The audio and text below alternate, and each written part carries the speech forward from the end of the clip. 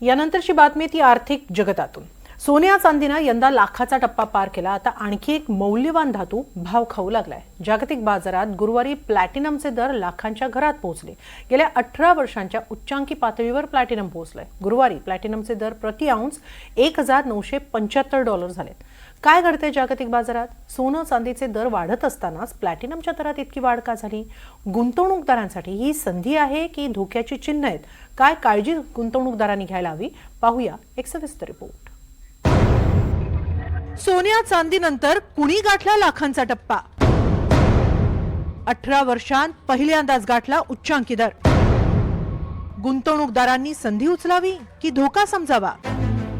सोन्या चांदीचे दर विक्रमी पातळीवर पोहोचल्यानं प्लॅटिनमही गुंतवणूकदारांना जबरदस्त परतावा देत आहे। जागतिक बाजारात गुरुवारी प्लॅटिनमचे दर 18 वर्षांच्या उच्चांकी पातळीवर म्हणजेच $1975 प्रति औंस अर्थात $1,78,227 प्रति 28.35 ग्रॅमवर पोहोचले। कमकुवत होत असलेल्या चलनातून होणाऱ्या संभाव्य नुकसानीपासून बचाव म्हणजेच हेजिंग करण्यासाठी गुंतवणूकदार प्लॅटिनममध्ये गुंतवणूक करतायत। सोनं चांदी गरजेपेक्षा जास्त महाग असल्यानं स्वस्त पर्याय म्हणून प्लॅटिनमकडे पाहिलं जात आहे। इंडिया बुलियन अँड ज्वेलर्स असोसिएशननं दिलेल्या माहितीनुसार भारतात प्लॅटिनमची सरासरी किंमत $61,513 प्रति 10 ग्रॅम झाली आहे। 2024च्या अखेरीस ती $27,560 आणि 2020च्या अखेरीस $24,910 होती। 2025 मध्ये आतापर्यंत प्लॅटिनमची किंमत 121% वाढली आहे। ही वाढ सोन्यातील वाढीपेक्षा 74% अधिक आहे, तर चांदीतील वाढीच्या 132% जवळपास आहे। नेमकी दरवाढ का झाली आहे ते पाहूया। साधारणतः जगातल्या सगळ्याच प्रेशियस मेटल्सला मागणी सध्या वाढते आहे। जसं सोनं आणि चांदीचे रेट वाढत आहेत तसेच प्लॅटिनमचे रेटसुद्धा वाढत आहेत। याच्या मागची कारणं MCX मार्केट हा त्याच्यातला एक महत्त्वाचा फॅक्टर आहे। त्याचप्रमाणे ट्रम्प साहेबांची टेरिफ संबंधाची धोरणं आहेत ती देखील त्याच्यावर परिणाम करतात। तिसरा महत्त्वाचा मुद्दा म्हणजे प्लॅटिनम हे जास्तीत जास्त दक्षिण आफ्रिकेतून येतं आणि दक्षिण आफ्रिकेतल्या खाणींमध्ये होणारे संप, त्या ठिकाणी येणारे काही प्रॉब्लेम्स, कामगारांच्या काही समस्या असतात, काही कायदेशीर अडचणी त्या देशांच्या, त्याच्यामुळे प्लॅटिनमच्या पुरवठ्यावरती परिणाम होतो आणि कुठल्याही वस्तूला जो नियम लागतो मागणी आणि पुरवठा हा सिद्धांत तो या ठिकाणी पण लागू पडतो आणि जर त्याच्या म्हणजे पुरवठ्यामध्ये काही व्यत्यय आला तर मग प्लॅटिनमचे रेट त्या प्रमाणामध्ये वाढू शकतात। प्लॅटिनमचा औद्योगिक क्षेत्रातला वापर वाढल्याचाही हा परिणाम आहे। प्लॅटिनमची वैशिष्ट्य काय आणि कुठे कुठे प्लॅटिनमचा वापर होतो तेही पाहूया। प्लॅटिनम हा एक दुर्मिळ चांदीसारखा पांढरा, चमकदार आणि मौल्यवान धातू आहे। रासायनिकदृष्ट्या अत्यंत स्थिर असून गंज प्रतिरोधक मानला जातो। उच्च तापमानातही त्याची गुणवत्ता टिकून राहते। सोन्या चांदीपेक्षाही तो दुर्मिळ आहे। उच्च घनतेचा धातू आहे। त्याचा अणुक्रमांक PT78 असा आहे।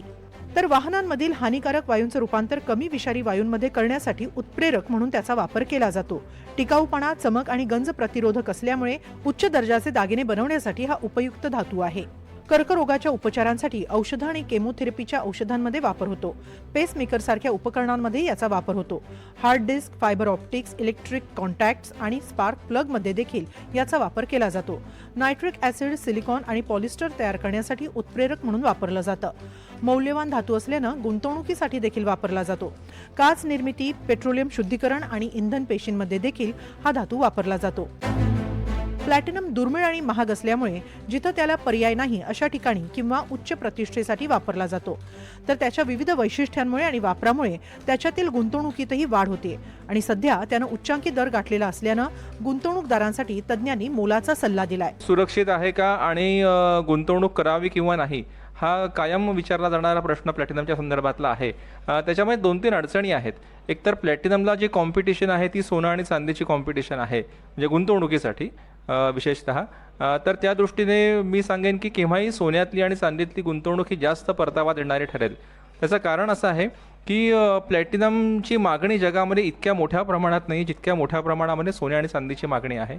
त्यामुळे सोन्या चांदीच्या रेटमध्ये आपण जर सगळा इतिहास बघितला तर ज्या वेगाने वाढ झालेली आहे किंवा होते आहे आणि होणार आहे तेवढी प्रगती प्लॅटिनमच्या बाबतीत दिसत नाही आहे।